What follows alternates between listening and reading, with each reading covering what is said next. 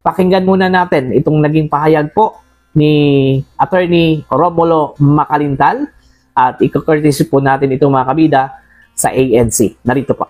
Well, kapag ang impeachment case ni Sara Duterte ay sinimulang dinggin sa June 2, katulad na sinasabi ni Senator Chis Escudero, ay patay na ang nasabing impeachment case na yan kasi wala ng panahon ang present Senate na ito ay matapos hanggang June 30.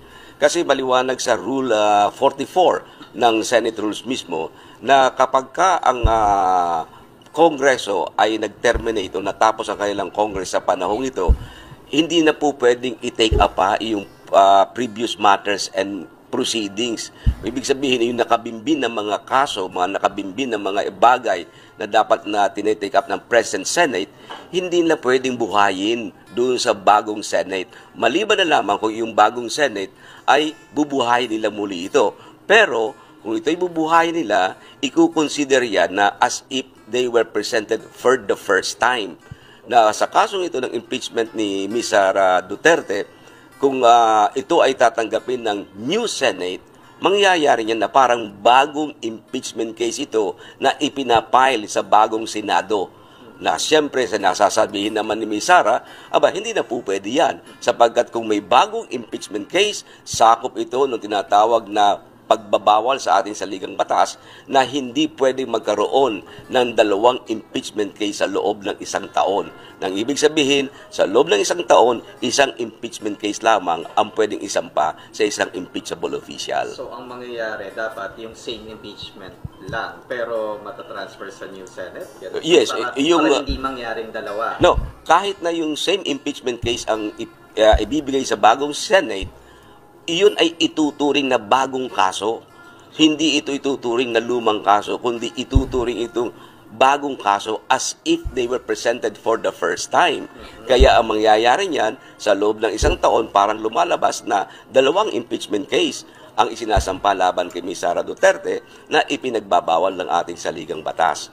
Kasi maliwanag din sa rule ng Senado na yung mga bagong senador, they are not bound by the actions and deliberations of the old Senate. Nang ibig sabihin, kung tayo mga bagong senador, hindi tayo gapos ang ating mga kamay para dinggin o gawing mga ginagawa ng dating mga senador. So, yun nga. So, hindi pwede, sir. Kung June 2 ang sisimulan nila, kukulangin ng panahon kasi kailangan mong pasagutin si Sara Duterte. Kailangan niya ng 10 araw. 10 araw ang binibigay ng rules nila. 5 araw naman para sa prosecutor para sagutin yung sagot ni Sara Duterte. Pagkatapos magkakaroon pa siya ng mga deliberations yan. Baka kulangin talaga ng panahon kung sa June 2 sila magsisimula. Ngayon, ang pinakamagandang gawin nila siguro ay tanggapin nila na humingi sila ng permiso sa Pangulong Marcos na magkaroon sila ng special session.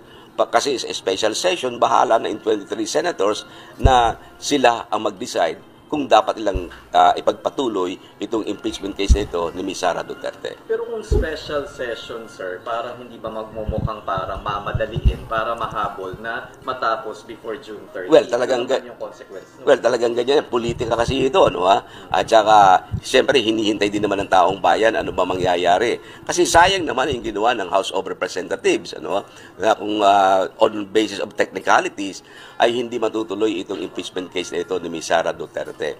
Ang sinasabi naman ng iba, na kasi daw ang impeachment court ay para ding regular court na pag nagpalit ng judges o nagpalit ng justices, ay tuloy lamang ang kaso. Pero magkaiba po kasi yung impeachment court at saka regular court. Ang regular courts, sila ay may panuntunan sila doon sa tinatawag na rules of court. Sila ay sumusunod sa rules of court. Dito sa impeachment case na ito, ang Senado may sariling rules. Hindi pwedeng gamitin yung rules of court dahil sa may sariling rules ang Senado. Kung walang sariling rules ang Senado, pwede na gamitin nila ang rules of court in suppletory character na pwede sila maging basehan nila yung rules of court. Pero dito, may sariling rules ang Senado na sinasabi mismo na talagang pag natapos ang Congress mo sa panahong ito, tapos na yon. Tapos na rin ang lahat ng mga nakabimbin mong mga kaso, mga proceedings na tinatawag. Maliwanag na sinasabi kasi ng Section 123 ng Senate Rule 44, all matters and proceedings pending in the present Senate shall be deemed terminated upon the creation of the new Senate. Maliwanag na maliwanag yun. So talagang it's now or never. Dapat before June 30, talagang matapos and mag-special session. Yes, oo. Para itong panahong ito, at least meron pa silang February, March, April, mga 4 months pa. At palagi ko naman sa loob ng 4 na buwan, ay baka matapos.